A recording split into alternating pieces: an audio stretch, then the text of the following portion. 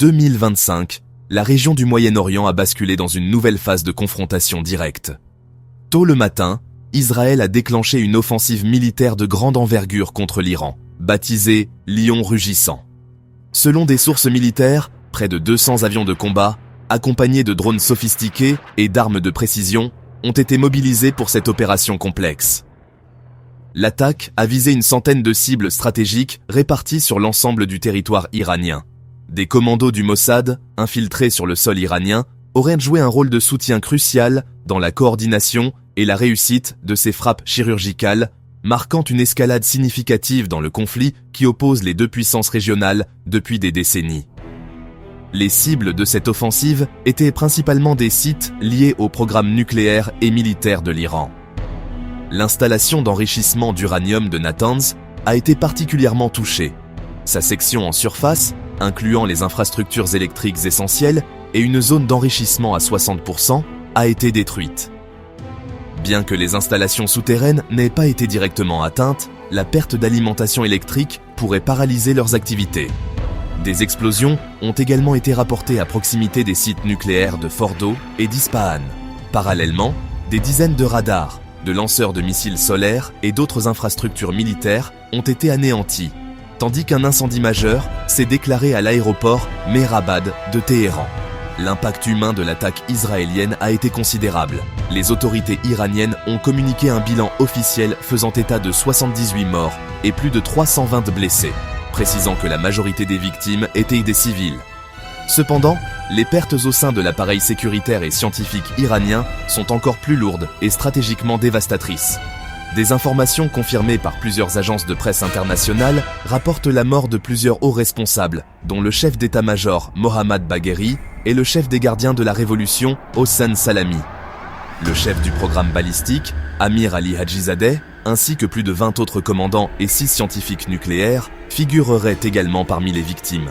Ces pertes représentent un coup extrêmement dur pour le régime iranien, décapitant une partie de sa chaîne de commandement militaire et de son expertise nucléaire.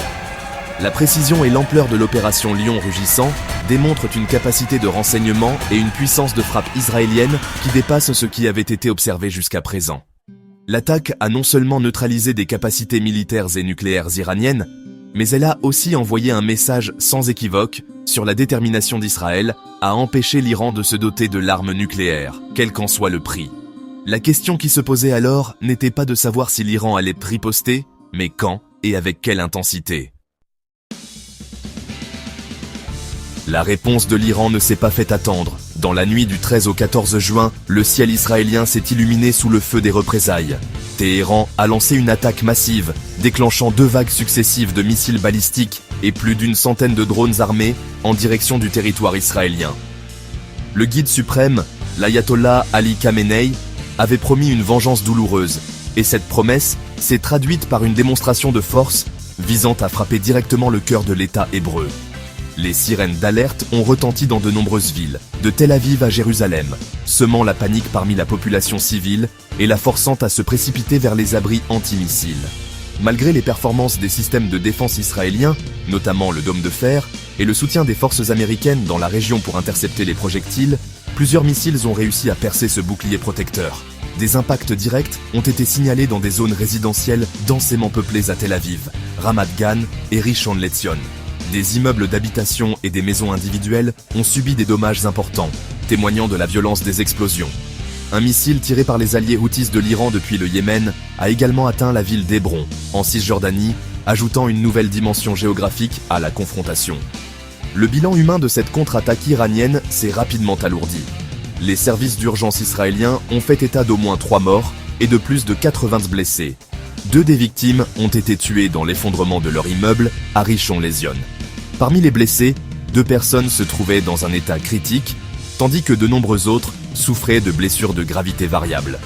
En Cisjordanie, l'impact du missile Houthi a blessé 3 enfants palestiniens, illustrant tragiquement comment les civils, qu'ils soient israéliens ou palestiniens, se retrouvent pris au piège de cette spirale de violence qui dépasse les frontières et les nationalités. Face à cette riposte, les autorités israéliennes ont affiché une posture de fermeté absolue. Le ministre de la Défense, Israel Katz, a déclaré que si les frappes iraniennes se poursuivaient, Israël n'hésiterait pas à détruire Téhéran. L'armée israélienne a été placée en état d'alerte maximale, rappelant des milliers de réservistes et se préparant à une opération qui pourrait s'étendre sur plusieurs semaines. La menace d'une guerre totale, qui semblait encore lointaine quelques jours auparavant, est devenue une possibilité imminente, plongeant toute la région dans une incertitude angoissante et un état de tension extrême. Les événements des 13 et 14 juin 2025 ne sont pas survenus dans le vide. Ils représentent l'apogée d'une série d'escalades qui ont jalonné les mois précédents, transformant la guerre de l'ombre entre Israël et l'Iran en une confrontation ouverte et de plus en plus directe. Le point de rupture peut être retracé à avril 2024, lorsque des frappes israéliennes ont détruit le consulat iranien à Damas, en Syrie. Cette attaque avait tué plusieurs hauts responsables des gardiens de la révolution, dont le général Mohammad Reza Zahedi, une figure clé des opérations iraniennes dans la région. Cet acte a été perçu par Téhéran comme une violation inacceptable de sa souveraineté et une déclaration de guerre. La réponse iranienne à l'attaque de Damas fut l'opération Promesse Honnête, également en avril 2024. Pour la première fois, l'Iran lançait une attaque directe de missiles et de drones depuis son propre territoire contre Israël. Bien que cette attaque ait été largement interceptée et ait causé des dégâts limités, elle a brisé un tabou majeur. La confrontation n'était plus menée par procuration via des alliés comme le Hezbollah au Liban ou les Houthis au Yémen, mais se déroulait désormais ouvertement entre les deux États. Cette nouvelle doctrine de riposte directe a considérablement augmenté les risques d'une erreur de calcul et d'un embrasement régional incontrôlable. Un autre tournant majeur a eu lieu en octobre 2024, avec l'assassinat du chef du Hezbollah, Hassan Nasrallah, attribué à Israël. Cette action a porté un coup sévère à l'axe de la résistance menée par l'Iran. En représailles, Téhéran avait de nouveau tiré près de 200 missiles sur Israël, confirmant sa nouvelle stratégie de réponse directe à chaque attaque israélienne perçue comme majeure. Chaque cycle d'attaque et de contre-attaque a ainsi élevé le niveau de violence et réduit la marge de manœuvre pour la diplomatie, créant une dynamique où chaque camp se sentait obligé de surenchérir pour ne pas perdre la face ou un avantage stratégique. Enfin, le contexte nucléaire a jeté de l'huile sur le feu. L'attaque israélienne du 13 juin est intervenue quelques jours seulement après que l'Agence internationale de l'énergie atomique a officiellement censuré l'Iran pour son manque de coopération et ses manquements à ses obligations nucléaires. Pour Israël, l'avancée du programme nucléaire iranien, notamment l'enrichissement d'uranium à des niveaux proches de la qualité militaire, représentait une menace existentielle intolérable. Cette censure de l'AIEA a probablement fourni à Israël la justification finale pour lancer son offensive, dans une tentative désespérée de stopper ou de retarder ce qu'il perçoit comme une course iranienne vers la bombe atomique. L'escalade spectaculaire entre Israël et l'Iran a immédiatement provoqué une onde de choc sur la scène internationale, chaque capitale réagissant en fonction de ses alliances et de ses intérêts. Les États-Unis, alliés historiques d'Israël, ont rapidement condamné la riposte iranienne et réaffirmé leur soutien indéfectible à la sécurité de l'État hébreu. Le président américain Donald Trump a précisé que les forces américaines avaient participé activement à l'interception des missiles iraniens, tout en soulignant que les États-Unis n'avaient pas pris part à l'offensive israélienne initiale.